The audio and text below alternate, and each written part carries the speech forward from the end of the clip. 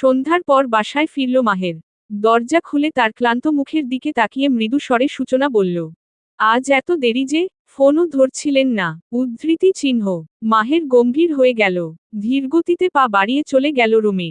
সূচনা কপালে দুভাঁজ ফেলে দরজা লাগিয়ে দিল। এরপর মাহেরের জন্য এক গ্লাস ঠান্ডা পানি নিয়ে গেল রুমে। মাহের রুমে পায়চারি করছিল।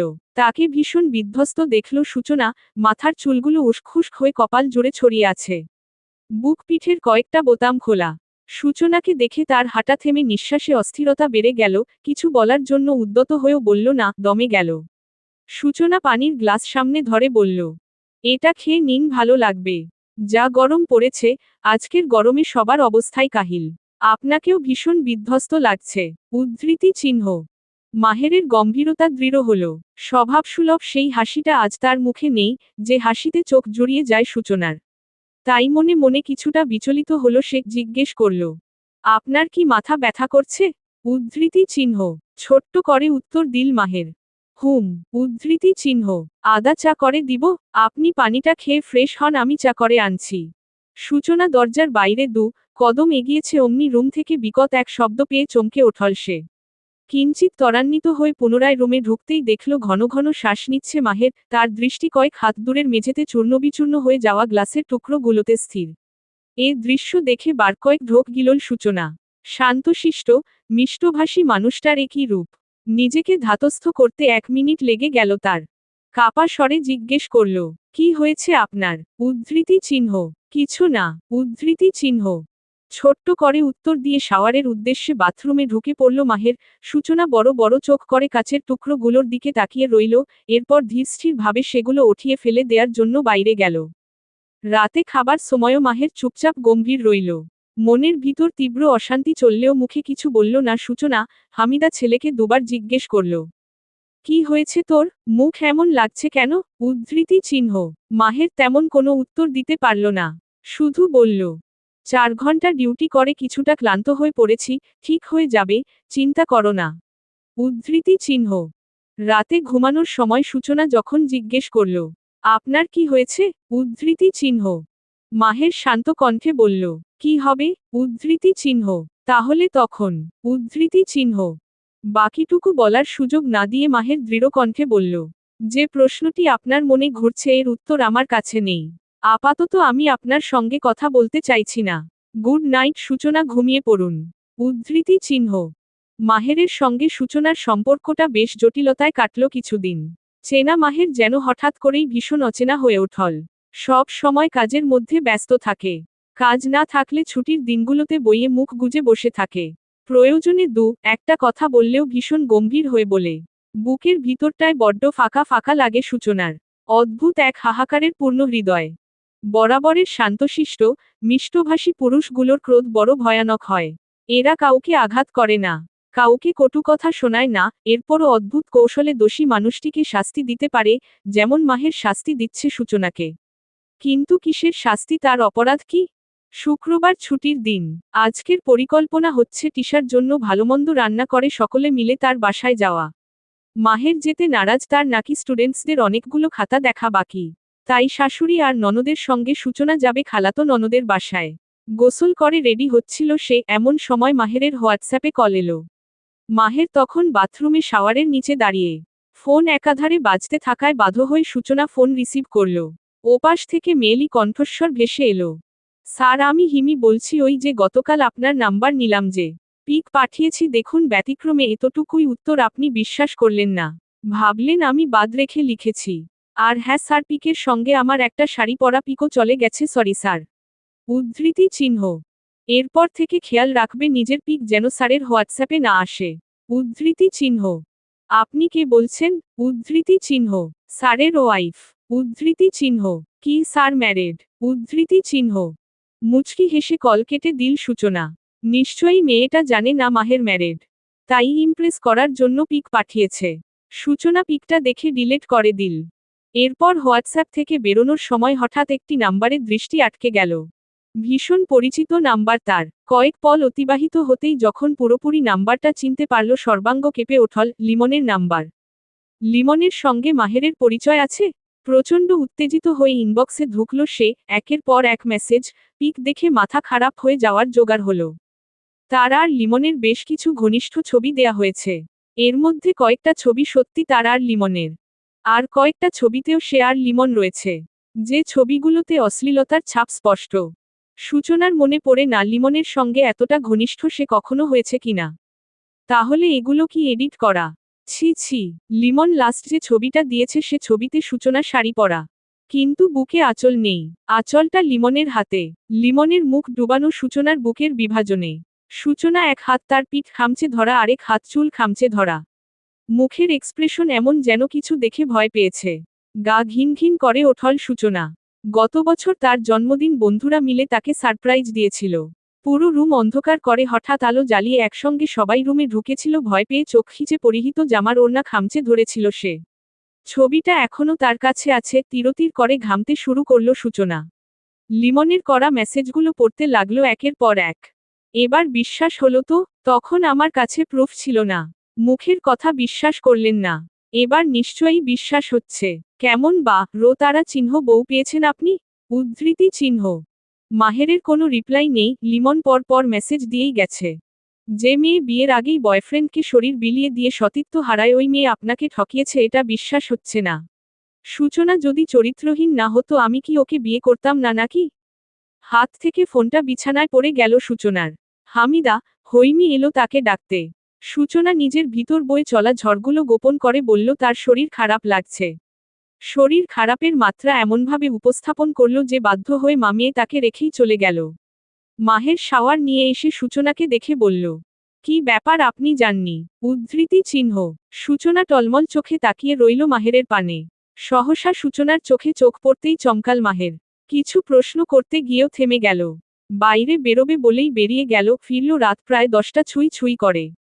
রাতের খাবার খাওয়ার সময় মাহের জিজ্ঞেস করল, আপনার খাবার বাড়ছেন না কেন? উদ্ধৃতি চিহ্ন। শ্বাসরোধ করে সূচনা উত্তর দিল, আমি খেয়েছি। উদ্ধৃতি চিহ্ন। মাহের অবাক হল। কারণ সূচনা রাতের খাবার সব সময় তার সঙ্গেই খায়।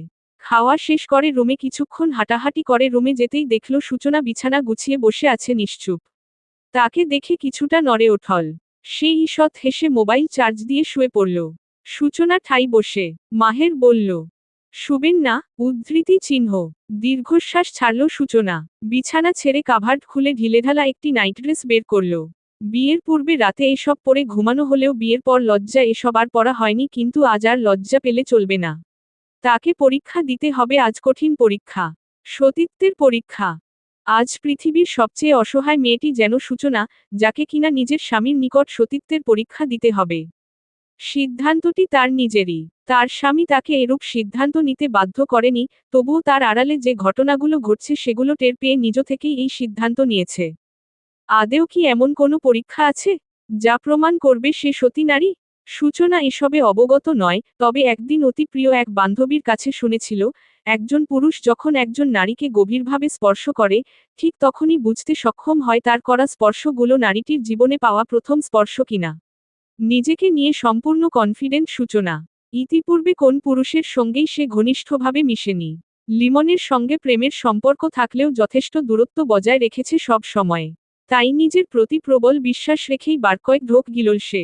নির্লিপ্ততা কণ্ঠে ডাকল, মাহের। উদ্ধৃতি চিহ্ন। মৃদু নড়ে পাশ ফিরে তাকাতেই চমকে ওঠল মাহের। দৃষ্টি অসংলগ্ন করে বলল, বলুন। উদ্ধৃতি চিহ্ন। We should be intimate. উদ্ধৃতি চিহ্ন। আকস্মাৎ ওঠে বসল মাহের। বিস্মিত দৃষ্টিতে কয়েক পল সূচনার পানে তাকিয়ে রইল। সূচনা মাথা নিচু করে টলমল দৃষ্টিজোড়া নিক্ষেপ করল বিছানার চাঁদের। মাহের থতমত খেয়ে বলল, এই আবেদনটি তো ভালোবাসার নয় সূচনা, বন্ধুত্বেরও নয়।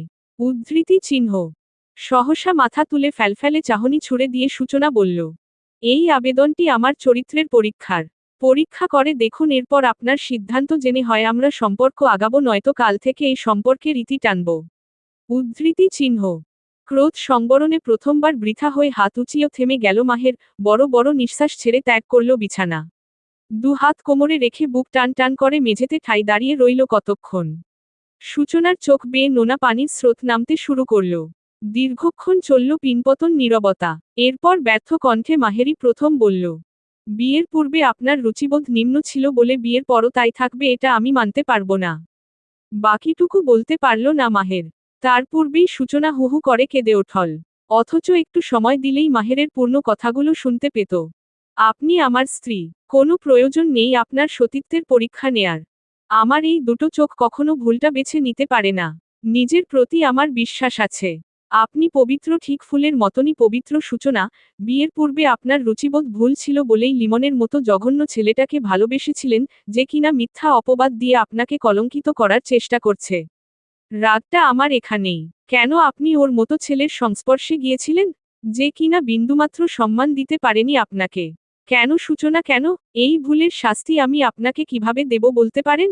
উদ্ধৃতি চিহ্ন। মাহের বলতে পারল না। সূচনার কান্নার শব্দে তার সবটা এলোমেলো হয়ে গেল। সহ্য করতে না পেরে রুম ছেড়ে বেরিয়ে গেল সে। শাস্তি সূচনাকে দেয়ার পূর্বে লিমনকে দিতে হবে, এরপর না হয় সূচনা কঠিন এক শাস্তি দেবে। যে শাস্তি সারাজীবন বাধ্য করবে সূচনাকে তার বুকের অতি গোপন কুটিরে বন্দিনী হয়ে থাকতে। লম্বা সময় পেরিয়ে গেল, নিজেকে শান্ত করে রুমে ফিরল মাহের। দেখল, কাঁদতে কাঁদতে বিছানার এক কোণে গুটিসুটি মেরে ঘুমিয়ে সূচনা। তার এক একটা ভারী নিঃশ্বাসের শব্দ কর্ণপাত হতেই দীর্ঘশ্বাস ছাড়ল সে। ধীর পায়ে এগিয়ে এসে দুহাতে সন্তর্পণে সূচনাকে কোলে তুলে নিল। কয়েক পল নির্নিমেষ চোখে তাকিয়ে রইল নাক, চোখ ফুলে লালিমা হয়ে ওঠা মুখশ্রীতে। নিজের পুরুষোচিত চিকন, পাতলা ওষ্ঠাধর এগিয়ে সূচনার ললাটপটে গাঢ় একটি চুমু খেল, বিড়বিড় করে বলল, আপনি ভীষণ বোকা, ভীষণ অভিমানী। উদ্ধৃতি চিহ্ন। 1 মাস পর আপন শহরে ফিরল রুদ্র। পরিচিত শহরে প্রবেশ করতেই গহীন বুকটা প্রাণবন্ত হয়ে উঠল। ইচ্ছে হলো চেনা শহরে আপন রাস্তায় দীর্ঘ সময় হাঁটতে, পরিচিত বাতাস গায়ে মেখে হা করে দীর্ঘক্ষণ শ্বাস নিতে, রাস্তার ধুলাবালি গায়ে মেখে সিগারেট ফুঁকতে ফুঁকতে টাঙ্গাইল শহর পুরোটাই ঘুরে বেড়ানোর তাগিদও অনুভব করল। জীবনের গোলকধাঁধায় পড়ে আজ এসব প্রয়োজনকে ঠিক কতটুকু মেটাতে পারবে জানা নেই। বুক চিরে বেরিয়ে এলো দীর্ঘশ্বাস। মেইন শহরে প্রবেশ করার পর ড্রাইভারকে বলল গাড়ি থামাতে। ড্রাইভার গাড়ি থামালে সে একটি সিগারেট ধরালো। এরপর সেলফোন বের করে কল করল ঝিনুককে। দীর্ঘদিন পর রুদ্রর ফোন পেয়ে প্রচণ্ড উল্লসিত হয়ে ফোন রিসিভ করল ঝিনুক। বলল, আরেহ, এতদিন পর শিষ্যকে মনে পড়ল? তো বসো, কি অবস্থা? আমি পনিরকে নিয়ে এখন তারা চিহ্ন রেস্টুরেন্টের সামনে আছি। যোগাযোগ করতে নিষেধ করছেন বলে দায়িত্ব পালনে অবহেলা করি নাই। ডোর খুলে নেমে দাঁড়ালো রুদ্র। সিগারেটের ধোঁয়া উড়াতে উড়াতে ডোর লাগিয়ে অত্যন্ত গম্ভীর স্বরে ড্রাইভারকে বলল, গাড়ি পার্কিং করে বাড়ি চলে যা। একদিনের ছুটি দিলাম। ড্রাইভারকে কথাটা বলার পর গম্ভীরচিত্তে ঝিনুককে জিজ্ঞেস করল, কার সঙ্গে রেস্টুরেন্টে এসেছে? উদ্ধৃতি চিহ্ন। কয়েকটা মেয়ে বান্ধবী, নয়নও আছে। উদ্ধৃতি চিহ্ন। তোকে দেখেছে? উদ্ধৃতি চিহ্ন। না, আমি দূরে আছি, মাস্ক পরা। উদ্ধৃতি চিহ্ন। বাইক আছে সাথে? উদ্ধৃতি চিহ্ন। হু। উদ্ধৃতি চিহ্ন। পনিরকে পুরান বাসস্ট্যান্ড পাঠিয়ে দে, আর তুই ওদের নজর রাখো। উদ্ধৃতি চিহ্ন। Underscore underscore underscore. রুদ্রকে নিয়ে পনির যখন রেস্টুরেন্টের সামনে এলো, ঝিনুক বসা থেকে লাফিয়ে ওঠল।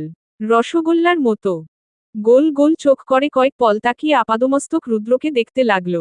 লম্বা, চওড়া, সুঠাম দেহখানার নতুন বেশভূষা দেখে ওষ্ঠজোড়া আপনা আপনিই ফাঁক হয়ে গেল তার।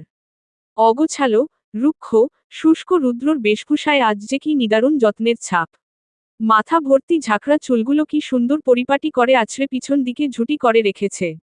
রাশভারী মুখের চোয়ালজোড়ায় ছোট ছোট দাড়িগুলোর রাজত্বের পেছনেও রুদ্রর যত্ন রয়েছে। তা স্পষ্ট।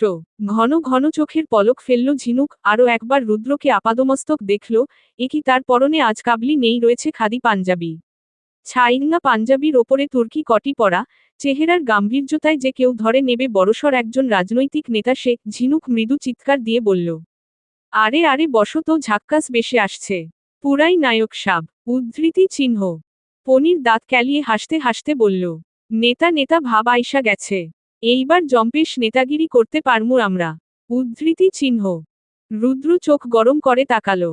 নেতাগিরি তার রক্তে থাকলেও এসবে বিন্দু আগ্রহ তার নেই।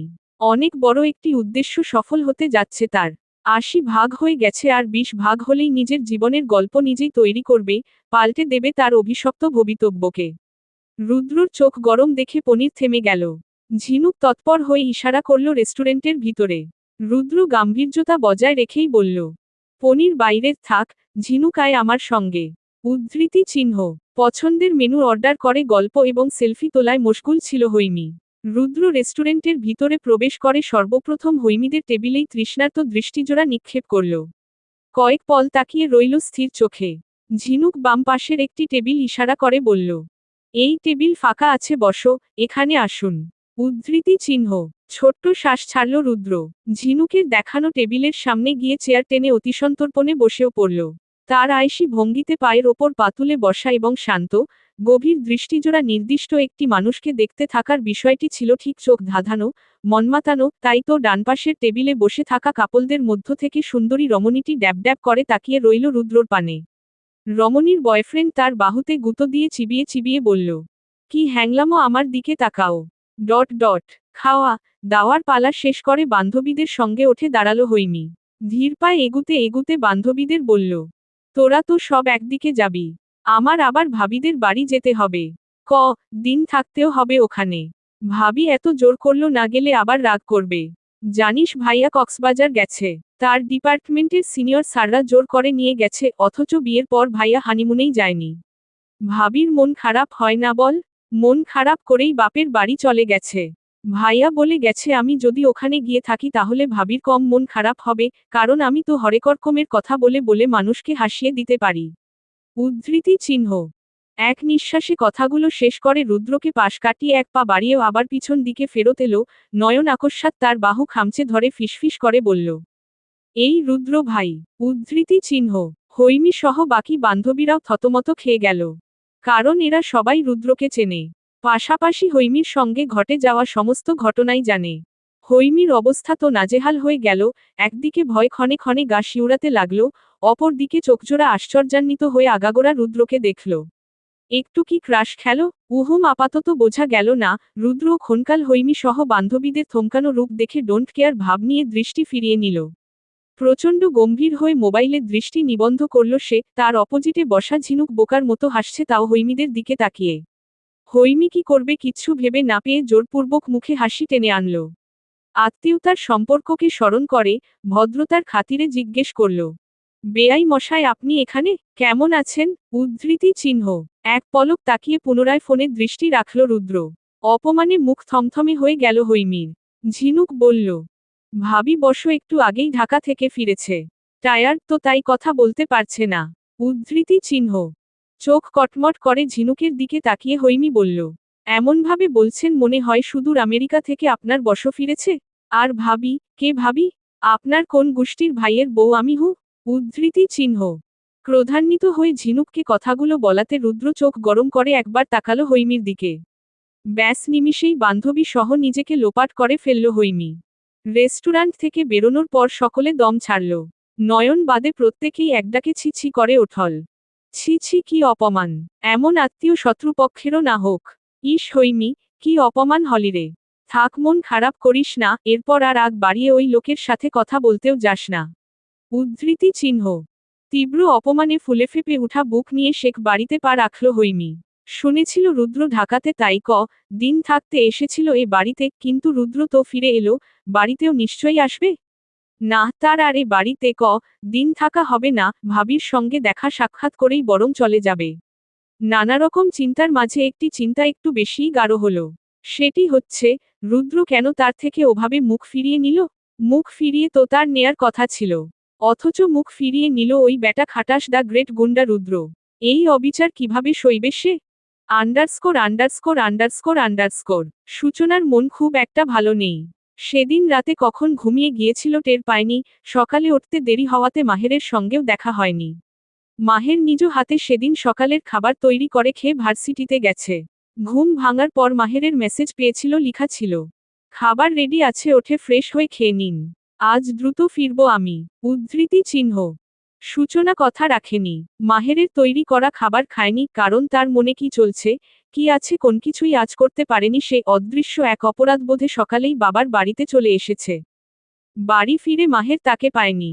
ফোন করে যখন জানতে পারল সে বাবার বাসায় রাগও করেনি, বরং সূচনা যেভাবে, যেখানে থেকে কমফোর্ট ফিল করে সেখানে থাকলেই সে স্বস্তি বোধ করবে বলে জানিয়েছে। কিন্তু সূচনার এই চলে যাওয়াটা তার মা বোন অন্যভাবে নিতে পারে। ভাবতে পারে নতুন বউ হুটহাট কেন বাপের বাড়ি চলে যায়। তার কি স্বামী, সংসারে মন নেই? এরূপ ভাবনা যেন মা বোনের মাঝে না আসে, তাই তাদের বলা হলো, কদিন পর সে কক্সবাজার যাবে ঘুরতে, সূচনাকে নিয়ে যেতে পারবে না। তাই তার মন কিছুটা খারাপ। সে মন খারাপ ভালো করার জন্যই মাহের নিজে তাকে বাপের বাড়ি পাঠিয়েছে। কক্সবাজার যাওয়ার আগে সূচনার সঙ্গে দেখা করেও গেছে। বলে গেছে ফিরে এসে তাকে সারপ্রাইজ দেবে, কিন্তু সে সারপ্রাইজ কি ভেবে পায়নি সূচনা। হৈমির আগমনে সূচনা খুশিই হল। কিন্তু যখন হৈমি জানালো বিকালের দিকে চলে যাবে, মন খারাপ করে ফেলল। তার মন খারাপ দেখে হৈমির মনও কেমন কেমন হয়ে গেল। সূচনা নম্রভাবে জোরাজোরি করল। শাশুড়িকে ফোন করে জানালো হৈমির চলে যাওয়ার খবর। খবর শুনে রেগে গেলেন হামিদা, হৈমির সঙ্গে কথা বলে বকাঝকা করলেন অনেকক্ষণ। শেষে থাকতে বাধ্য হল হৈমি। তবে মনের ভিতর রুদ্র নামক উইপোকা খুচুর খুচুর করতেই থাকল। হৈমি এই খুচুর খুচুর পেটের ভিতর বা মনের ভিতর কোথাওই চেপে রাখতে পারল না। সূচনাকে বলেই ফেলল তার চলে যাবার কারণ। ইতিপূর্বে রুদ্র হৈমির সঙ্গে ঠিক কী ঘটনা ঘটিয়েছে সে বিষয়ে সঠিকভাবে অবগত নয় সূচনা। তবুও তার রগজটা ভাইটার সম্পর্কে প্রাথমিক ধারণা থেকেই অনেক কিছু ধরে নিল। যার ফলে হৈমির এই ভয়টুকুতে অবাক হল না, বরং তার ভয় দূর করতে রুদ্র সম্পর্কে কিঞ্চিত ধারণা বদলাতে বলল। তুমি ভয় পেও না হৈমি, ভাইয়া তোমাকে আর কিছুই বলবে না।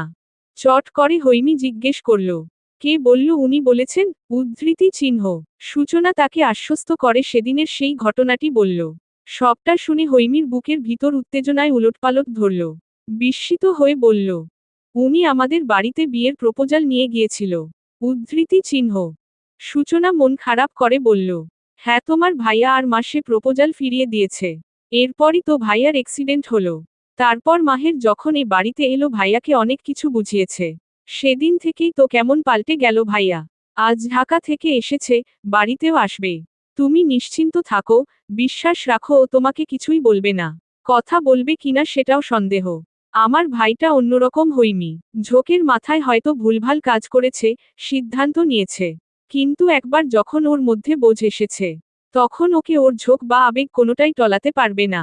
উদ্ধৃতি চিহ্ন। চোখ পিটপিট করে অবাক সুরে হৈমি বলল, আসলেই। উদ্ধৃতি চিহ্ন। সূচনা মৃদু হাসল, মাথা দুলিয়ে বলল, হ্যাঁ গো, তুমি জানো ঢাকা গিয়ে আমাদের থেমে যাওয়া একটি ব্যবসার দায়িত্ব ভাইয়া নিয়েছে। করোনার জন্য উঠতি ওই শাড়ির কারখানার কাজটা বন্ধ হয়ে গিয়েছিল। সেই কাজটা এবার ভাইয়া নিজে ধরেছে। লাইসেন্স হয়ে গেলেই সামন বছর থেকে পুরোদমে চলবে এই কারখানা। উদ্ধৃতি চিহ্ন। রুদ্রকে নিয়ে আরও অনেক গল্পই করল সূচনা। হৈমি সেসব মন দিয়ে শুনল। সবশেষে সে বুঝতে পারল তার থেকে মুখ ফিরিয়ে নেয়ার কারণটিকেও। বিড়বিড় করে আওড়ালো, তার মানে অতিরিক্ত আবেগের জন্যই উনি আমার সাথে ওসব করেছিল। ছি, যেমন মানুষ তার তেমন আবেগ। উদ্ধৃতি চিহ্ন। একসাথে ডিনার করবে বলে অপেক্ষা করছিল সূচনা। তাই টার দিকেই বাড়ি ফিরল রুদ্র। কাজের মেয়েটা সূচনাকে রান্নায় হেল্প করে, ডাইনিং টেবিলে সবটা গুছিয়েও দিল। দাদিন বেড়াতে গেছেন ছোট ছেলের বাসায়, তাই বাড়ির পরিবেশ তেমন রমরমা নয়, যদিও হৈমি আসার পর কিছুটা প্রাণ এসেছে। রুদ্র খেতে আসার পর সূচনার খেয়াল হলো হৈমিকে ডাকা হয়নি, সে রুমে পড়ছে। তাই কাজের মেয়েটাকে বলল হৈমিকে ডেকে আনতে। হৈমিকে যখন বলা হলো ডিনার রেডি, নিচে যেতে বলা হয়েছে। খিদের তাড়নায় বই কলম বিছানায় ছুঁড়ে স্লিপার পায়ে দ্রুত নিচে নেমে এলো। ড্রয়িং রুম পেরিয়ে ডাইনিং রুমে প্রবেশ করেই বড় ধরনের ঝটকা খেল। সুগঠিত, পেশিবহুল শরীরে নেভি ব্লু রঙের টি শার্ট পরিহিত রুদ্র ডাইনিং টেবিলের পূর্বপাশে দেখতেই আহত হলো তার দৃষ্টিজোড়া। নিমিষেই চোখ নামিয়ে নিজের দিকে তাকালো। হালকা গোলাপি রঙের লেডিস টি শার্ট পরিহিত নিজের ছোট্ট কিশোরী দেহখানি দেখে লজ্জায় কান কাটা গেল। তড়িতগতিতে পিছমুখী হয়ে দাঁড়িয়ে ছুটে গেল দোতলার সূচনার ঘরটায়। ধাতুপাত করে একটি ওড়না গলায় এবং বুকে জড়িয়ে আবারও ডাইনিংয়ে চলে এলো। সূচনা ঈষৎ হেসে বলল, এসো। উদ্ধৃতি চিহ্ন। রুদ্র নির্বিকার ভঙ্গিতে খাবার খাচ্ছে, অথচ কিছুক্ষণ পূর্বে হৈমির দিকে কেমন করে তাকিয়েছিল।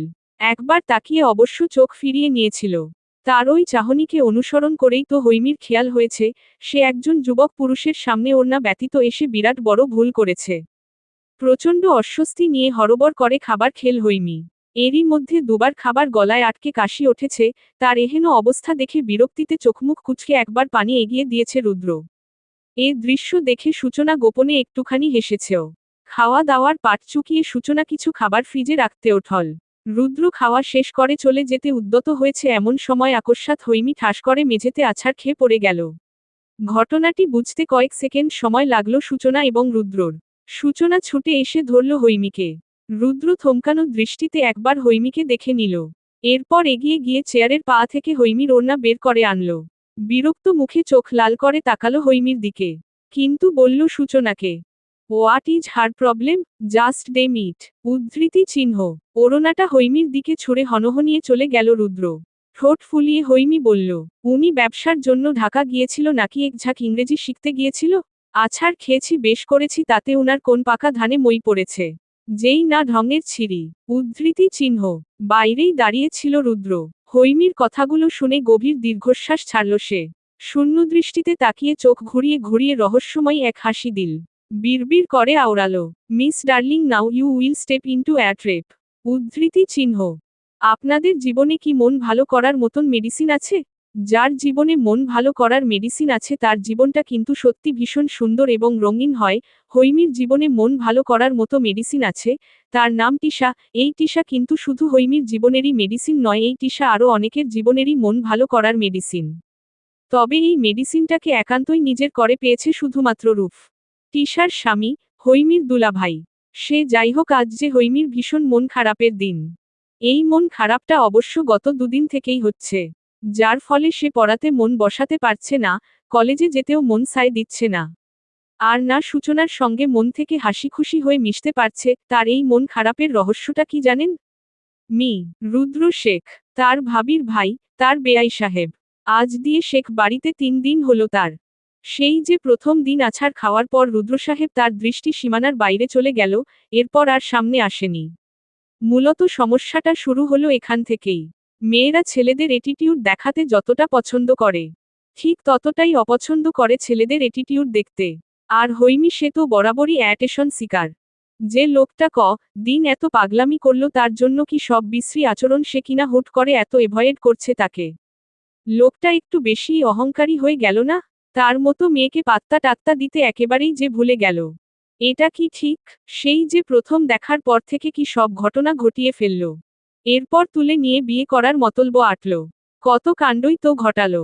একটা অ্যাক্সিডেন্ট, এরপর বিয়ের প্রপোজাল থেকে রিজেক্ট, সবে মিলে লোকটা মারাত্মক অ্যাটিটিউডের ভান্ডার খুলে বসল। সহ্য হয় এসব? একেবারেই হয় না। মনটা আজ ভীষণ খারাপ, ভয়াবহ রকমের খারাপ। সেই মন খারাপ নিয়েই কানে ইয়ারফোন গুজে স্যাড সং শুনতে শুনতে রুম ছেড়ে বেরিয়ে গেল। সূচনা তখন রুমের ঝুলবারান্দায় মাহেরের সঙ্গে ফোনে কথা বলছিল। তাই হৈমি রুম ছেড়ে বেরিয়ে দোতলার বারান্দার একপাশে যে বেতের চেয়ার টেবিল রয়েছে সেখানে গিয়ে আরাম করে বসল। গান শোনায় এতই বিভোর ছিল যে নিচে তাকাতে সময় নিল ঘণ্টাখানেক। ঘণ্টাখানেক পর যখন আকস্মাৎ নিচের দিকে নজর পড়ল, বুকের অতি গোপন কুটিরে কেমন করে যেন ধক করে ওঠল। এ কি রুদ্র যে ড্রয়িং রুমের সোফায় বসে কফি খাচ্ছে। কাপা হাতে দ্রুত গান অফ করে বার কয়েক ঢোক গিলল হৈমি। নিজেকে কিছুটা আড়াল করে পিটপিট চোখে তাকিয়ে দেখতে লাগল রুদ্রর ভাবগতিক। এরপর লম্বা করে নিঃশ্বাস ছাড়ল। ওঠে দাঁড়য় মোবাইলটা পরিহিত লেডিস শার্টের পকেটে রেখে ধীরপায় বারান্দায় পায়চারি করল কতক্ষণ। বিড়বিড় করে বলল, একটু বেশিই ঢং দেখাচ্ছে মনে হচ্ছে। তিনি কি হোম মিনিস্টার? বয়সে বড় বলে সহ্য করছি, নয়তো এক থাপ্পড়ে দাঁত ফেলে দিতাম। বেয়াদব। বাড়িতে আত্মীয় এলে যে মিলেমিশে থাকতে হয় সই শিক্ষাই নেই। উদ্ধৃতি চিহ্ন। মনে ভিতর রাগটা ক্রমাগতি বাড়তে লাগল। ইচ্ছে করল নিচে গিয়ে লোকটার মাথা ফাটিয়ে দিতে। কিন্তু এসব তো করা যাবে না, পাছে কেস টেস ঠুকে দেয়। নিজেকে সামলানোও কঠিন হয়ে পড়ল। শেষ পর্যন্ত সলিউশন খুঁজতে ফোন করল টিশাকে। টিশা ফোন রিসিভ করেই বলল, কিরে এখন ফোন দিলি, ঘুমাসনি? আমি মিষ্টি খাচ্ছি, দুটো খেয়েছি, আর একটা খাবো। এর বেশি খাবো না। ওজন বেড়ে গেছে রে, বিয়ের সময় ছিলাম 45, এখন 59। বাবুর ওজন 2.5 কেজি। এই জানিস আজকাল পেটটা নিচের দিকে কেমন ভারী ভারী লাগে। বাবু এত নড়াচড়া করে। আমার কি মনে হয় জানিস, দীর্ঘদিন এক জায়গায় ঘাপটি মেরে বসে থাকতে ওর ভীষণ বিরক্ত লাগছে। তা তো লাগবেই, তুই 1 সেকেন্ড কোথাও বসে থাকতে পারিস না, আর তো ছানাটা কত মাস এক জায়গায় পড়ে আছে, ব্যাপারটা আশ্চর্যজনক। এবার আসল কথা শোন, আজ আমার খুব মন খারাপ। উদ্ধৃতি চিহ্ন। সে কি, মন খারাপ কেন রে? তোর বেয়াই তো আর এখন তোকে চুম্মা টুম্মা দেয় না, তাহলে মন খারাপ কেন? উদ্ধৃতি চিহ্ন।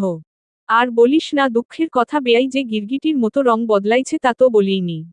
উদ্ধৃতি চিহ্ন। হৈমি টিশাকে পুরো কাহিনী খুলে বলার পর টিশা খুব সিরিয়াস হয়ে বলল, সবই বুঝলাম, তোর সমস্যাটাও বুঝলাম। উদ্ধৃতি চিহ্ন। আমার সমস্যা? আমার আবার কি সমস্যা? আমার কোনো সমস্যা নেই, শুধু রাগ লাগছে যে এই লোকটা এসব করে আমাকে অপমানও করছে। উদ্ধৃতি চিহ্ন। শোন, তুই যে প্রেমে টেমে পড়ে গেছিস টের পেয়েছিস। অবশ্য না পাওয়ারই কথা, তোর তো অভিজ্ঞতা নেই, কিন্তু এই টিশার আছে। শোন, 4টা প্রেম করে একটা বিয়ে করেছি, পেটে বাচ্চা নিয়ে সারাদিন টইটি করে ঘুরে বেড়াই, পক পক করে কথা বলি, দিন পর আম্মা ডাক শুনবো, তোকে খালা ডাক শোনাবো, জামাইকে আব্বা ডাকের ব্যবস্থা করে দিচ্ছি। এই টিশার বয়স যাই হোক, অভিজ্ঞতা কিন্তু কম নেই। উদ্ধৃতি চিহ্ন। তুই কি বোঝাতে চাচ্ছিস দেশে বিদেশে শত শত হিরো টাইপ ছেলে রেখে আমি বাংলাদেশের ডিপজল, মিশা, ইন্ডিয়ান ভিলেন, চুল ঝুটি করা পাগলা বাবা টাইপ ছেলের প্রেমে পড়ব? যে কিনা আবেগের তাড়নায় একা পেয়ে অর্ধেক বাসর সেরে ফেলেছি, ছি বইন। আমার রুচি সম্পর্কে তোর এমন ধারণা? লজ্জিত হলাম, ভীষণ লজ্জিত। উদ্ধৃতি চিহ্ন। তোর লজ্জা ধুয়ে তুই পানি খা। আমার মুখ থেকে সত্যি ছাড়া মিথ্যা বের হয় না, তা তুই খুব ভালো করেই জানিস। আর প্রেম টেমের ব্যাপারে আমি যে পিএইচডি করা, এতেও সন্দেহ নেই। আমার রগচরা জামাই যে কিনা দু চোখে আমাকে সহ্য করতে পারত না, বিয়ে করল মায়ের চাপে পড়ে, সে জামাইকে বশে এনেছি শুধু প্রেম, ভালোবাসা দিয়ে। এমন বশ করেছি যে এখন দিন রাত প্রেমে হাবুডুবু খেতে খেতে অস্থির সে। উদ্ধৃতি চিহ্ন। একদমই কথাগুলো বলে ঢোক গিলল টিশা। এরপর হৈমিকে কিছু বলতে না দিয়ে জিজ্ঞেস করল, রুদ্র বেয়াই এখন কি করছে রে? তখন বললি ঢং ধরে কফি খাচ্ছে, শেষ হয়নি? উদ্ধৃতি চিহ্ন। দম ছাড়ল হৈমি, রুদ্রর দিকে তাকিয়ে আহত সুরে বলল, এখন কি করছে জানিস? উদ্ধৃতি চিহ্ন। কি? উদ্ধৃতি চিহ্ন। উনার ডান পাটি টেবিলের ওপর রাখা, সে ডান পায়ের ওপর আবার বাম পা তুলে রাখছে। ঘাড়টা সোফার মাথা এলিয়ে চরম শান্তিতে সিগারেট খাচ্ছে। ভাবটা এমন যে সিগারেট না অমৃত খাচ্ছে। উদ্ধৃতি চিহ্ন। আহা, কতদিন সিগারেটের গন্ধ নেয়া হয় না। তোর দুলাভাই বাবু আসার পর থেকে সিগারেট বাদ দিছে রে। সিগারেটটা আমার জোশ লাগতো। ও যখন সিগারেট খেত আমি কত তৃপ্তি নিয়ে শুকতাম। যাক, সে কথা, তোর এখন কেমন ফিলিংস হচ্ছে রে? একটা গান ভাইরাল হয়েছে শুনেছিস? ছেলে তোর গোলাপ গোলাপ ঠোঁটে, যখন বিড়ির ধোঁয়া উঠে, সেই ধোঁয়া দেখিতে বড়ই ভাল লাগে। উদ্ধৃতি চিহ্ন। নিজে বলে নিজেই খিলখিল করে হেসে ওঠল। অথচ আজ টিশা মন ভালো করতে পারল না হৈমির। নিজের ব্যর্থতা টের পেয়ে টিশার জেদ হলো খুব। কেন হৈমির মন ভালো হলো না? তার স্বামী যে বলে তার কাছে মন ভালো করার মতো জাদু আছে, সেসব কথা কি মিথ্যা? তার স্বামী মিথ্যা বলতেই পারে না।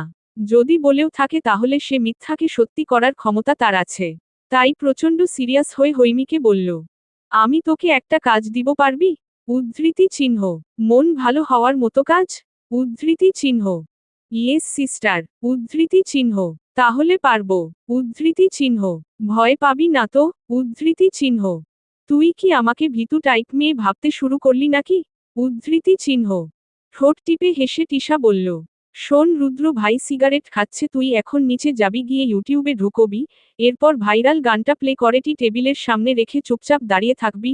রুদ্র ভাই যে ধরনের মানুষ, নিশ্চয়ই বিরক্ত হবে, রেগে যাবে, চোখ গরম করে গাল দুটো শক্ত করে তাকাবে। তুই তখন ফুরুত করে ফোনটা নিয়ে সূচনা ভাবির রুমে চলে আসবি। একেবারে সেভেন ছিল। কি পারবি তো? উদ্ধৃতি চিহ্ন। ভীষণ উত্তেজিত হয়ে মুখে হাত চেপে হেসে ওঠল হৈমি। বলল, পারবো না মানে? উনাকে একটু জ্বালাতেই তো মন আনচান করছে। উদ্ধৃতি চিহ্ন। ফোন কেটে দিল টিশা। মনে মনে বলল, তুমি যে মনে মনে তার সামনে যেতে চাচ্ছ, তার কাছাকাছি থাকতে চাচ্ছ, তা কি আর আমি বুঝি না চান্দু? আমার ষষ্ঠ ইন্দ্রিয় বলছে খুব শীঘ্রই তোমাদের মাখামাখি প্রেম হবে। যাই বাবা, আমার জামাইটার বোধ হয় পড়া শেষ, এবার ঘরে যাই। উদ্ধৃতি চিহ্ন। Underscore underscore underscore underscore. টিশার আদেশ মতো হৈমি যখন গানটা প্লে করল, ছেলে তোর গোলাপ গোলাপ ঠোঁটে, যখন বিড়ির ধোঁয়া উঠে, সেই ধোঁয়া দেখিতে বড়ই ভাল লাগে। উদ্ধৃতি চিহ্ন। লিরিক শুনে রুদ্র সত্যি সত্যি বিরক্তিতে চোখ মুখ কুঁচকে হৈমির দিকে তাকালো। হৈমির কেন জানি সাহস হলো না সামনে থাকতে। তাই চটপটে পায়ে চলে গেল রান্না ঘরে, গিয়ে এক গ্লাস পানি খেয়ে পুনরায় ফেরত এলো। রুদ্র সিগারেট শেষ করে হৈমির ফোনের দিকে একবার তাকিয়ে হৈমির দিকে তাকালো। বলল, প্রপোজ করছো? ইউ নো হোয়াট, সেধে দেয়া জিনিস আমি নিই না। উদ্ধৃতি চিহ্ন। ঠোঁট ফাঁক হয়ে গেল হৈমির, সহসা তর্জনী উঁচিয়ে বলল, আমি আপনাকে প্রপোজ করতে আসবো? আমি প্রপোজ করার মতো কি আছে আপনার? আমি এসেছিলাম জাস্ট আপনাকে জ্বালিয়ে নিজের মনকে শান্ত করতে। উদ্ধৃতি চিহ্ন। নিঃশব্দে ওঠে দাঁড়ালো রুদ্র।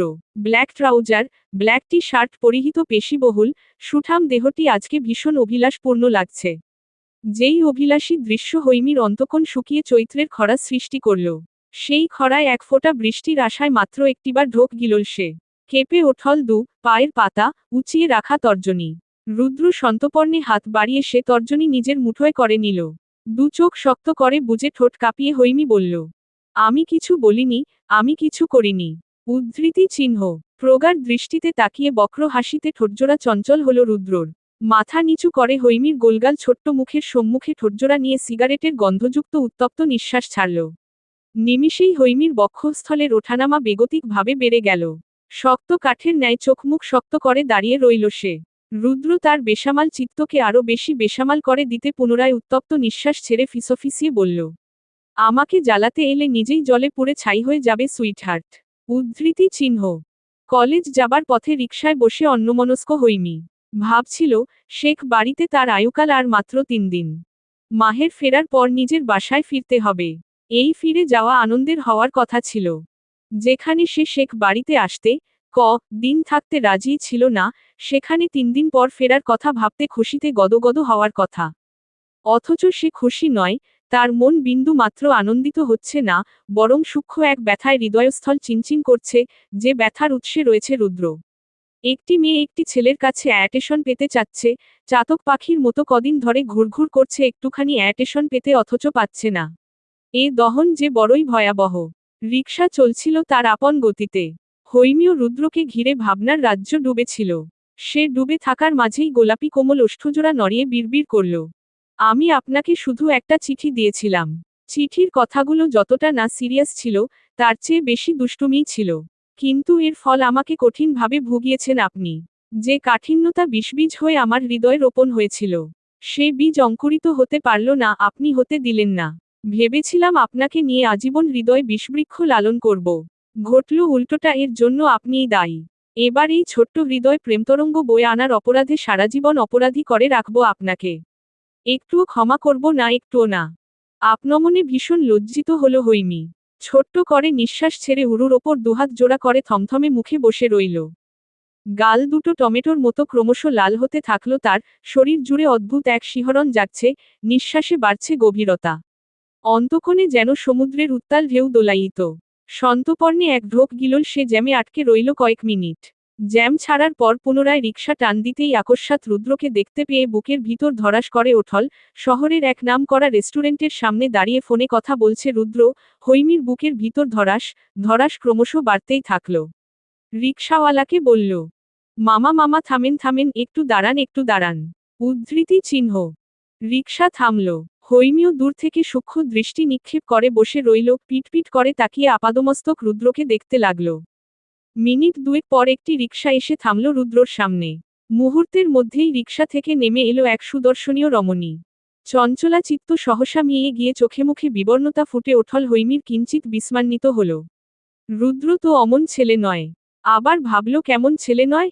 যে ছেলে অল্প পরিচয় তার সঙ্গে ওসব করতে পারে, সে কি পারে না আরে ডজনখানেক মেয়ের সঙ্গে বেহায়াপনা করতে? তাহলে সূচনা কেন বলেছিল তার ভাই নারীবিদ্বেষী? এই কি তাহলে তার নমুনা? কেন জানি কান্না পেল খুব, কিন্তু কেন পেল কান্না? প্রশ্নের উত্তর মেলাতে পারল না। শেষে আপনমনেই বিড়বিড় করল, উনার এত সাহস ডজনখানেক মেয়ের সঙ্গে বদমাইশি করবে? যদি তাই করবে, আমার সঙ্গে লুতুপুতু করল কেন? আমাকে যে অতগুলো চুমু খেল, তার কি হবে? প্রয়োজনে আমি মামলা করব, তবুও এত মেয়ের সঙ্গে লুতুপুতু করতে দিব না। কিন্তু মামলা করলে তো প্রুফ লাগবে। হ্যাঁ, প্রুফ আছে, ওই যে সেই ভিডিওটা। উদ্ধৃতি চিহ্ন। কই যাবেন? রিকশা টানো? কিছু কন না ক্যা? উদ্ধৃতি চিহ্ন। চমকে ওঠল হৈমি। ওষ্ঠাধর ফাঁক করে লম্বা নিঃশ্বাস ছাড়ল। এরপর তড়িঘড়ি করে রিকশা থেকে নেমে ভাড়া মিটিয়ে দিয়ে মাথায় ওড়না চেপে মুখে মাস্ক লাগালো। ততক্ষণে রুদ্র ধীরে ধীরে আগত নারীটির সঙ্গে রেস্টুরেন্টের ভিতরে প্রবেশ করেছে। হৈমিও তড়িৎ গতিতে রেস্টুরেন্টের ভিতরে ঢুকল, দেখল রুদ্র একেবারে কর্নারের টেবিলে মেয়েটার মুখোমুখি হয়ে বসেছে। দূর থেকে মেয়েটার মুখ যতটুকু দেখেছে আর পেছনে থেকে যতটা দেখছে, নিঃসন্দেহে মেয়েটা ভীষণ স্মার্ট এবং সুন্দরী।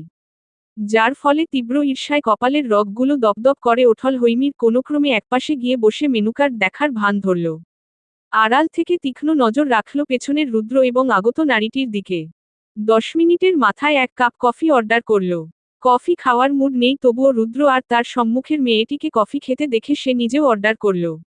আধ ঘন্টার মতো আলাপচারিতা শেষে মৃদুহাস্য ওঠে দাঁড়ালো রুদ্র। হৈমি খেয়াল করল মেয়েটার ঠোঁটেও মৃদু হাসি। হাসির ফাঁকে বারবার রুদ্রর দিকে তাকাচ্ছেও। ঘন ঘন সামনে আসা চুলগুলো কানে গোজারও চেষ্টা করছে, যা দেখেই গা জ্বলে ওঠল হৈমির। বিড়বিড় করে কতক্ষণ বকল। সুন্দরী মেয়েটা আগে আগে বেরিয়ে পড়ল। রুদ্র বিল মিটিয়ে বেরোতে যেও হঠাৎ ভ্রু কুঁচকে ডানপাশে তাকালো। হৈমির আর চোখে রুদ্রকে তার দিকে তাকাতে দেখে খটমটে ভাব শুরু করে দিল। এই ওড়না টানছে, এই মাস্ক ঠিকঠাক মুখে আছে কিনা দেখছে, এই ফোন ঘাঁটছে।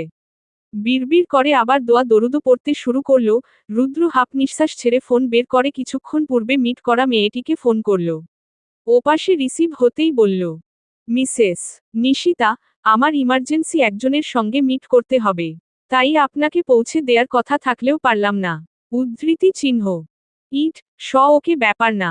উদ্ধৃতি চিহ্ন। ফোনে কথা শেষ করে যেই রুদ্র হৈমির সামনে যেতে উদ্যত হলো, অমনি তোরাক করে ওঠে দাঁড়ালো হৈমি। কোনোক্রমে নিজেকে আড়াল করার চেষ্টা করে রেস্টুরেন্ট থেকে বেরিয়ে যাওয়ার জন্য পা বাড়াল। অমনি সত্বর হয়ে হৈমির হাত টেনে ধরল রুদ্র। রেস্টুরেন্টে কয়েক জোড়া কাপল ছিল, তারা সকলেই তাকালো ওদের দিকে। কারো কারো চোখে বিস্ময়। হৈমি মুখ নিচু করে হাত ছোটানোর চেষ্টা করল। রুদ্র শান্ত গলায় শক্ত হুমকি দিল, নো ছোটাছুটি ডার্লিং। এতক্ষণ যেখানে চোরের মতো বসেছিলে এখন ঠিক সেখানে গিয়েই বসবে। একদম ভদ্র মেয়ের মতো, নয়তো সকলের সামনে একটি মিষ্টি, রোমাঞ্চিত সিন ক্রিয়েট হবে। উদ্ধৃতি চিহ্ন। কিঞ্চিত ভয়ে দেহ কেঁপে ওঠল। বার কয়েক ঢোক গিলে স্থির হয়ে গেল হৈমি। দুর্বোধ্য হেসে রুদ্র ইশারা করল বসতে। কাদো কাদো হয়ে হৈমি গিয়ে বসল। রুদ্রও শান্তরূপে তার সম্মুখে বসে। হৈমির থমথমে রক্তিম মুখশ্রীতে নিবিড় চাহনি নিক্ষেপ করল। শীতল কণ্ঠে প্রশ্ন করল, কি অর্ডার দেব?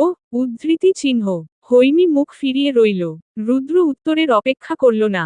নিজের জন্য কফি, হৈমির জন্য স্যান্ডউইচ অর্ডার করে দিল। হৈমি চাপা স্বরে রাগান্বিত কণ্ঠে বলল, আমার কলেজ আছে, আমি কলেজ যাব। উদ্ধৃতি চিহ্ন।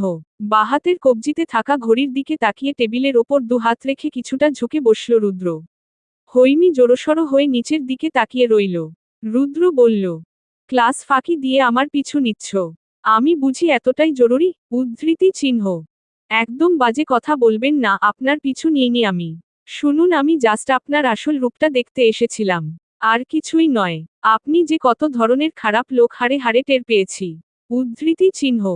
এত তাড়াতাড়ি কিভাবে টের পেলে? উদ্ধৃতি চিহ্ন। তীব্র রোষাগ্নিতে তাকিয়ে হৈমি বলল, আপনার গার্লফ্রেন্ড জানে তো আপনি আরেকজনের কি সর্বনাশ করেছেন? উদ্ধৃতি চিহ্ন। ভ্রু কুঁচকে রুদ্র বলল, মানে? উদ্ধৃতি চিহ্ন। ও এখন মানে বুঝছেন না? দুধে ধোয়া তুলসী পাতা হয়ে গেছেন। আমার কাছে সব প্রমাণ আছে। জোর করে চুমু খেলেন আমাকে আর রেস্টুরেন্টে এসে লুতুপুতু করছেন ওই মেয়ের সঙ্গে। উদ্ধৃতি চিহ্ন। চোখ বড় বড় করে চাপা ধমক দিল রুদ্র। বলল, শ্যাট আপ। ক্লাস বাদ দিয়ে এখানে কেন? তোমার আদর্শ ভাই জানে এসব? উদ্ধৃতি চিহ্ন। উচিত কথা বলছি বলে ধমকাচ্ছেন? ওই মেয়েটাকে, রেস্টুরেন্টে মেয়ে এনে এসব করে বেড়ান বাড়ির লোক জানে? উদ্ধৃতি চিহ্ন। রুদ্র সোজা হয়ে বসল, মুখ গম্ভীর। হৈমি তার দিকে তাকিয়েছিল। রুদ্র সে তাকানোতে গম্ভীর চাহনি নিক্ষেপ করল। হৈমি এক ঢোক গিলে বলল, আমি কলেজ যাব। রাশভারী কণ্ঠে রুদ্র বলল, ক্লাস শুরু হয়েছে আধ ঘন্টা আগে। উদ্ধৃতি চিহ্ন। আমি বাড়ি যাব। উদ্ধৃতি চিহ্ন। কোন বাড়ি? উদ্ধৃতি চিহ্ন। ভাবি, এসো। উদ্ধৃতি চিহ্ন। হৈমি ওঠে দাঁড়ালো। ওঠল রুদ্র নিজেও। বিল মিটিয়ে দিয়ে বের হলো সে। গাড়ির কাছে গিয়ে হৈমিকে ইশারা করল আসতে। হৈমি চটপটে পায়ে এগিয়ে এসে বলল, শুনুন, আপনাকে আমি একটা কথা বলতে চাই। যদি শুনেন আপনারই মঙ্গল। উদ্ধৃতি চিহ্ন। রুদ্র গাড়িতে ওঠে সামনের ডোর খুলে দিল। বলল, ওঠো। উদ্ধৃতি চিহ্ন। সিটে বসার পর ডোর লক করতে পারল না হৈমি। রুদ্র ঝুঁকে এসে লক করতেই হৈমি দম বন্ধ করে কাচুমাচু হয়ে বসে রইল। রুদ্র সরে যাওয়ার পর একেবারে নিঃশ্বাস ছাড়ল। গাড়ি স্টার্ট হলো শেখ বাড়ির উদ্দেশ্যে। হৈমি আর চোখে গম্ভীর চিত্তে বসে থাকা রুদ্রর পানে তাকালো। স্টিয়ারিংয়ে থাকা বলিষ্ঠ হাত দুটো একবার দেখল তো আরেকবার দাম্ভিক এবং গম্ভীর মুখটায় দৃষ্টিপাত করল। এরপর বার কয়েক নিঃশ্বাস ছেড়ে বলতে শুরু করল, দেখুন আপনি কিন্তু এসব একদম ঠিক করছেন না। আমি না হয় ঘরের মেয়ে, আমাদের মধ্যে একটা সম্পর্ক আছে। ঘরের মেয়ের দিকে নজর যেতেই পারে, তাই বলে পরের মেয়ের দিকেও নজর দেবেন? আপনি আবার ভাববেন না আমি আপনাকে পছন্দ করি। আপনার মতো মানুষকে পছন্দ করার প্রশ্নই আসে না। চুপি চুপি আপনার পিছু এসেছি বলে ভাববেন না আমি আপনার প্রতি ইন্টারেস্টেড। এসব একেবারেই নয়, কিন্তু আপনি আমার সাথে যেসব করেছেন ওসবও ভুলার মতো নয়, ওইসব ভেবেই আমি চিন্তিত। আমি শান্তশিষ্ট, ভদ্র একটা মেয়ে। আজ পর্যন্ত একটা প্রেমও করিনি, একটা ছেলে আমাকে ছুঁয়েও দেখেনি, সেখানে আপনি আমার সঙ্গে যা করেছেন তা কি ভুলার মতো? একবার ভাবুন তো কোন ছেলে এসব জানলে আমাকে বিয়ে করবে? আমার বিয়ে হবে? উদ্ধৃতি চিহ্ন। আকস্মাৎ গাড়ির ব্রেক কষল রুদ্র। হৈমি চোখ বড় বড় করে তাকালো তার দিকে। রুদ্র কঠিন দৃষ্টিতে তাকিয়ে চিবিয়ে চিবিয়ে বলল, সারমর্ম বলো, কথার সারমর্ম জানতে চাই। উদ্ধৃতি চিহ্ন। বার কয়েক ঢোক গিলে চটপটে গলায় বলল, আপনি যেসব করেছেন এরপর আপনাকে আমার ক্ষমা করা উচিত না, শাস্তি দেয়া উচিত। উদ্ধৃতি চিহ্ন। শাস্তি দাও। উদ্ধৃতি চিহ্ন। হৈমি শান্ত হয়ে এলো। রুদ্রর ভাবমূর্তি কিছু না বুঝে বলল, আপনি কি এখনো আমাকে পছন্দ করেন? উদ্ধৃতি চিহ্ন। মুহূর্তেই পরিবেশ নরম হয়ে উঠল। একটি সহজ সরল বাক্যই তৈরি করল সেই নম্রতা। রুদ্রর কান দুটো ঝিমঝিমিয়ে রইল। হৈমির দিকে তাকিয়ে রইল নরম চোখে নির্নিমেষে। হৈমি আমতা আমতা করে বলল, ওভাবে তাকাচ্ছেন কেন? ভাবির কাছে সব শুনেছি আমি সব। আপনার হঠাৎ পরিবর্তনের কারণটাও জানি। উদ্ধৃতি চিহ্ন। না পছন্দ করি না। উদ্ধৃতি চিহ্ন। অপমানে থমথমে হয়ে বলল, তাহলে কাকে পছন্দ করেন ওই মেয়েকে? উদ্ধৃতি চিহ্ন। বাঁকা হাসল রুদ্র। হৈমি ক্রোধান্বিত হয়ে বলল, আমি ওই মেয়েকে সব বলে দিব। উদ্ধৃতি চিহ্ন। কি বলে দেবে? উদ্ধৃতি চিহ্ন। আপনি যা করেছেন, এসব জানলে নিশ্চয়ই উনি আপনার সঙ্গে সম্পর্ক রাখবে না। উদ্ধৃতি চিহ্ন। রুদ্র মাথা নাড়িয়ে বোঝালো না। হৈমি উল্লসিত চোখে তাকালো। রুদ্র বাঁকা হেসে সহসা হৈমির দিকে ঝুঁকে এলো। একথোকা উত্তপ্ত নিঃশ্বাস হৈমির মুখশ্রীতে ছেড়ে বলল, সেবার যা ছিল সবটা ঝোঁকের বশে করে ফেলা ভুলমাত্র। আজ যা হবে একদম ঠান্ডা মাথায় সুস্থ মনে। উদ্ধৃতি চিহ্ন। বলতে বলতেই নিমেষে হৈমির কপলদ্বয় বলিষ্ঠ হাতদ্বারা আবদ্ধ করে নিল। কেঁপে ওঠল হৈমির কোমল ঠোঁটজোড়া। সে কাপা দৃশ্য দীর্ঘ সময় নিয়ে দেখার ধৈর্য হল না রুদ্রর। নিজের পুরো ওষ্ঠাধর ফাঁক করে সন্তপর্ণে নরম অধর আবৃত করে নিল। এতে দিল হৃদয়স্পর্শী উত্তপ্ত গাঢ় চুম্বন। হৈমির ছোট্ট নরম হৃদয় লিখিতভাবে নামকরণ করে দিল শুধুই রুদ্র রুদ্র রুদ্র। উষ্ণত্ব ওষ্ঠাধর স্পর্শে কাতর হৈমি। রুদ্রর ওষ্ঠ চুম্বন ক্রমান্বয়ে গাঢ়ত্বে পরিণত হতেই তার হাতজোড়া বেসামাল হয়ে খামচে ধরল বলিষ্ঠ পৃষ্ঠদেশ। কয়েক পল পরেই সহসা সরে গেল রুদ্র। হৈমির হৃৎস্পন্দনের প্রবল বেগে মাথা ঝিমিয়ে উঠল। এক পলক তাকিয়ে দেখল, চঞ্চলা হৈমির ব্যগ্র দৃশ্য। গোলগাল ফর্সা মুখটা টমেটোর মতো রক্তিম হয়ে আছে, বদ্ধ চোখ বেয়ে নোনা পানির বর্ষণে সিক্ত করে তুলছে গাল দুটো। গাল চুইয়ে অশ্রু যখন গলদেশ ছুঁতে লাগলো সন্তপর্ণে চোখ বুজে ফেলল রুদ্র। কয়েক পল ঘন ঘন নিঃশ্বাস ছেড়ে আবারও তাকালো। শান্ত কণ্ঠে বলল, এই মুহূর্তটুকু পুরো পৃথিবীকে জানাতে পারো। শুধু ওই একজনকেই নয়। উদ্ধৃতি চিহ্ন। হৈমি একই রূপে বসে, রুদ্র আশপাশে তাকিয়ে পুনরায় ঝুঁকে গেল তার দিকে। নরম সুরে বলল, সেবার কেঁদেছ ফাইন, কান্নার মতোই কাজ ছিল। এবার কান্নার রহস্য কি? উদ্ধৃতি চিহ্ন। নিস্তব্ধ হৈমি না জবাব দিল আর না চোখ মেলে তাকালো, শুধু তার নিঃশ্বাসের এক অদ্ভুত শব্দে মাথা ঝমঝম করে ওঠল। এক ঢোক গিলে সরে এলো রুদ্র। অপেক্ষায় থাকলো হৈমির চোখ খোলার, স্বাভাবিক হওয়ার। দীর্ঘ সময় পর ধীরে ধীরে চোখ খুলল হৈমি। মুখ লুকোনোর চেষ্টা করে নত মাথা আরো নত করে ফেলল। সহসা কম্পমান সুরে রুদ্রকে উদ্দেশ্য করে বলল, আপনি কি আমাকে ভালোবাসেন? উদ্ধৃতি চিহ্ন। কিস করেছি বলে মনে হচ্ছে ভালোবাসি? উদ্ধৃতি চিহ্ন। উত্তর দিল না হৈমি। সিটে গা এলিয়ে দিল রুদ্র। সন্তপর্ণে চোখ দুটো বুজে ঊর্ধ্বশ্বাস ছাড়ল, অনুরক্ত ভরাট কণ্ঠে বলল, তোমার বয়স অল্প। জীবনকে তুমি যেভাবে দেখো আমি সেভাবে দেখি না। একটা চুমুর ওপর কখনো ভালোবাসা নির্ভর করে না। জন ছেলে মেয়ে আবেগের তাড়নায় কাছাকাছি আসবে, ঠোঁটে ঠোঁট ছোঁয়াবে, শরীরে শরীর মেলাবে। এর মানে এই না তারা জনকে ভালোবাসে। আবার জনের মধ্যে মাইল থেকে মাইলের দূরত্ব থাকলেও ভালোবাসা হয়ে যায়। ঠোঁটে ঠোঁট না ছুঁয়ে, শরীরে শরীর না মিলিয়ে। উদ্ধৃতি চিহ্ন। তাহলে কেন আমাকে বারবার কলঙ্কিত করছেন?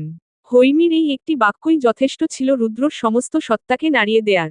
হৈমী নত মুখে বসে, একটি বার যদি সে ডানপাশে ফিরে দেখত, তাহলে হয়তো ভয় তার হৃদয় কেঁপে উঠত। কারণ রুদ্রর রক্তিম চোখ, শক্ত চোয়াল, এবং অদৃশ্য এক অস্থিরতা সচক্ষে সহ্য করতে পারত না সে। সহসা গাড়ি স্টার্ট হতেই কিঞ্চিত কেঁপে ওঠল হৈমী। রুদ্র রোবটের ন্যায় বসে স্টিয়ারিং ধরে আছে। গাড়ি যখন ব্রেক কষল হৈমী তাকিয়ে দেখল তারা শেখ বাড়ির সামনে। তাই দুরুদুরু বুকে তড়িতগতিতে ডোর খুলে নামতে উদ্যত হল। অমনি তোরাক করে রুদ্র ওর হাত টেনে নামতে বাধা দিল। চমকে গিয়ে ফিরে তাকাতেই রুদ্র অগ্নিমূর্তি দেখে ঢোক গিলল বার কয়েক। রুদ্র রাশভারী কণ্ঠে ভয়ানক কয়েকটি বাক্য উচ্চারণ করল। You must be my wife must be. ব্যক্তি হিসেবে আমি পুরোপুরি মার্জিত না হলেও আমার চরিত্রে তুমি ছাড়া অন্য কোনো নারী ত্রুটি ধরতে পারবে না। Just keep these in mind. উদ্ধৃতি চিহ্ন। আলগোছে ধরে রাখা নরম হাতটি ছেড়ে দিল রুদ্র। ঘন ঘন চোখের পলক ফেলে ঢোক গিলল হৈমী, বাঁকা হেসে রুদ্র পুনরায় বলল। আর রইল তোমার কলঙ্কিত হওয়ার কথা? যদি এটাকে কলঙ্ক ধরে নাও তাহলে তাই। শান্তি একটাই। পুরো পৃথিবীতে একজন দ্বারাই তুমি কলঙ্কিত হচ্ছ, সে আমি, ইউর ফিউচার হাজবেন্ড। উদ্ধৃতি চিহ্ন। Underscore underscore underscore underscore underscore underscore underscore underscore underscore. 3 দিন পর মাহের ফিরে এলো। প্রথমে নিজ বাড়ি এবং পরে শ্বশুর বাড়ি গেল সে। গিয়ে জানতে পারল, সূচনার দাদিন সহ চাচাতো ভাইরা আজ আসবে। তাই সূচনা আজই তার সঙ্গে ফিরতে নারাজ। ওদিকে হামিদা রয়েছেন বোনের মেয়ের কাছে। টিশার শেষ সময় চলছে, সামনে মাসেই ডেলিভারির ডেট। তাই এই সময়টুকু সে টিশার কাছেই থাকবেন। বাড়ি ফেরা নিয়ে তারা রইল না মাহেরের। তবে শ্বশুর বাড়িতেই বউকে সারপ্রাইজ দিতে হবে এ ঢের বুঝল। অনেকদিন পর ভাইকে কাছে পেয়ে হৈমী রাজ্যের গল্প জুড়ে দিল। গত দুদিন রুদ্র ভীষণ ব্যস্ত ছিল, গতকাল ভোরে ঢাকা গিয়ে ফিরেছে রাত 2টোর দিকে। নতুন ব্যবসা শুরু করার আগে কত শত জটিলতা যে তাকে সামলাতে হচ্ছে। এতদিন কাজ থেকে দূরে ছিল বলে টের পায়নি বাবা, চাচাতো ভাই রাদিফের পরিশ্রমের গভীরতা। এবার হাড়ে হাড়ে টের পাচ্ছে। মাহের এসেছে শুনেই উপর থেকে নিচে এসেছিল সে। সন্ধ্যা হয়ে এলো। মাহের এসেছে অবধি সূচনার সঙ্গে আলাদা হবার সুযোগ পায়নি। এবার যাও পেত তাও বোধ হয় হৈমীর জন্য হলো না। ভেবেই মেজাজ বিগড়ে গেল রুদ্রর। মেয়েটা এত বেশি কথা বলে। শেষে কাজের মেয়েকে দিয়ে কৌশলে হৈমীকে ডেকে রান্নাঘরে নিল। কথার ঝুড়ি ফেলে হৈমীও চলে গেল রান্নাঘরে। হাফ নিঃশ্বাস ছেড়ে রুদ্র মাহেরকে বলল, লম্বা জার্নি করেছেন, রুমে গিয়ে রেস্ট করুন। উদ্ধৃতি চিহ্ন। বলেই সূচনার দিকে তাকালো। বলল, দাদিনরা বোধ হয় এসে পড়ল। আমি বাইরে যাচ্ছি, ওরা এলে একটা ফোন দিস। উদ্ধৃতি চিহ্ন। সূচনা মাথা কাত করে মাহেরকে নিয়ে উপরে গেল। রুদ্র আশপাশ তাকিয়ে ওঠে দাঁড়াতেই দেখল, হৈমী রান্না ঘর থেকে বের হচ্ছে। রুদ্র তার দিকে দৃঢ় নিক্ষেপ করতেই কোমরের দুপাশে ঝুলে থাকা ওড়নার কোনা হাতের মুঠোয় চেপে ধরল। ধীর পায়ে আগাতে আগাতে জোরপূর্বক হেসে জিজ্ঞেস করল, ভাইয়া ভাবি কোথায়? উপরে গেছে। ও আচ্ছা ঠিক আছে, আমি যাই। ভাইয়াদের সমুদ্র পারে ছবি তো দেখাই হয়নি। উদ্ধৃতি চিহ্ন। হাঁটার গতি বাড়িয়ে রুদ্রকে পাশ কাটাতে যেতেই রুদ্র ওর হাত টেনে ধরল, শক্ত গলায় বলল, পরে দেখবে। উদ্ধৃতি চিহ্ন। ভ্রু কুঁচকে হৈমী বলল, এত শক্ত করে ধরেছেন কেন? আর পরেই বা দেখব কেন? আমি এক্ষুনি দেখব। ছাড়ুন তো, সব সময় খবরদারি করবেন না। বিয়ে করবেন বলেছেন, আগে বিয়ে করুন তারপর খবরদারি করবেন, এর আগে একদম খবরদারি নয়। আপনাকে আমি অল্পখানি পছন্দ করেছি বলে ধরে নেবেন না, মাথায় চড়ে নাচতেও দেব। আর ওই বিরক্তিতে চোখ মুখ কুঁচকে পেছনে থেকে হৈমীর মুখ চেপে ধরল রুদ্র। হৈমী চাপা শব্দ করতেই অন্য হাতে পেছনে থেকে পেট জড়িয়ে সিঁড়ির দিকে এগিয়ে চিবিয়ে চিবিয়ে বলল, সব সময় এত বেশি বকবক সহ্য হয় না বুঝলে। এবার ঠিক ততক্ষণ ঘরবন্দি থাকবে যতক্ষণ না আমি ফিরব। উদ্ধৃতি চিহ্ন। নিজের বিশাল ঘরটায় হৈমীকে রেখে বাইরে থেকে রুম লক করে চলে গেল রুদ্র। যাওয়ার আগে অবশ্য শাসিয়ে গেল, নো চিৎকার, নো চেঁচামেচি সুইটহার্ট। যদি একটু আওয়াজও বাইরে যায় তাহলে আজ বিয়ে বিহীন সারারাত আমার সঙ্গে কাটাতে হবে। যদি বলো কিভাবে, তার উত্তর দিতে না পারলেও কাজে দেখিয়ে দিতে পারবো। আগেই বলেছি, আমি ভীষণ উদ্ধত। উদ্ধৃতি চিহ্ন। রুদ্র চলে যাওয়ার পর হৈমি মুখ বন্ধ করে হাত পা ছোড়াছুড়ি করল কিছুক্ষণ, এরপর নিজেকে শান্ত করে বলল, এভাবে আটকে দেয়ার মানে কি? বললেই তো হতো, ওদের একটু সময় দেয়া উচিত। আমি কি বেহায়ার মতো তবুও ওদের কাছে যেতাম নাকি? আশ্চর্য। উদ্ধৃতি চিহ্ন। কতক্ষণ সময় এভাবে বন্দি থাকতে হবে জানা নেই। তাই কি করবে, কি করে সময় কাটাবে বুঝতে পারল না। পুরো ঘর জুড়ে এলোমেলো দৃষ্টি বুলিয়ে হঠাৎ মাথায় বুদ্ধি খেলল। পুরো ঘরে যত সব আসবাবপত্র আছে সব ঘেঁটে দেখবে। রুদ্র মানুষটাকে তো বুঝতেই পারে না, আজ না হয় তার ঘর এবং ঘরের জিনিসপত্র বোঝার চেষ্টা করবে। ডট ডট নিমিষেই চোখ দুটো চকচক করে ওঠল। মন হলো উচ্ছ্বসিত। সর্বপ্রথম দুম করে শুয়ে পড়ল রুদ্র বিশাল বিছানাটায়। হাত পা চারদিকে ছড়িয়ে শুয়ে বড় বড় করে শ্বাস নিল। একবার চোখ বন্ধ করল তো আরেকবার চোখ মেলে চারদিকে দৃষ্টি ঘোরাল। চট করে ওঠে বসে আবার চট করে বালিশে মুখ গুজে নাক টেনে ঘ্রাণ নিল। এখানে কি রুদ্র রুদ্র ঘ্রাণ পাওয়া যাচ্ছে? খিলখিল করে হেসে ওঠল সে। মুহূর্তেই মুখে হাত চেপে হাসি থামালো। ধীরস্থির হয়ে বিছানা থেকে নেমে দাঁড়ালো। এক এক করে সমস্ত কিছু ছুঁয়ে ছুঁয়ে দেখতে লাগলো।